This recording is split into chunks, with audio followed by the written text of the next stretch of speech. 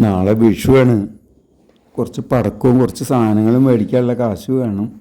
വിഷുവിന് പടക്കം പൊട്ടിക്കാന്നുള്ള പൈസക്കാർക്ക് പറഞ്ഞുള്ളതാ. നിങ്ങൾ പണിയെടുത്തിട്ട് പോവാൻ നോക്ക്. വരുമ്പോ കുറച്ച് ഉറപ്പം വാങ്ങൂ.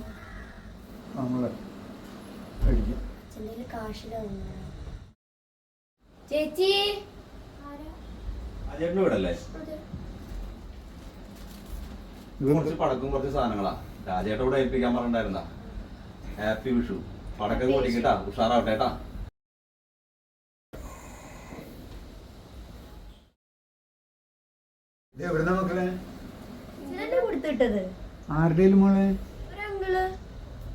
ഒരു നിമിഷം ഞാൻ മറന്നുപോയി. എനിക്കുമുണ്ടായിരുന്നു ഇതുപോലൊരു കുട്ടിക്കാലം. എന്നോട് ക്ഷമിക്കൂ രാജേട്ടാ, ഞാൻ പറഞ്ഞ വാക്കിന്.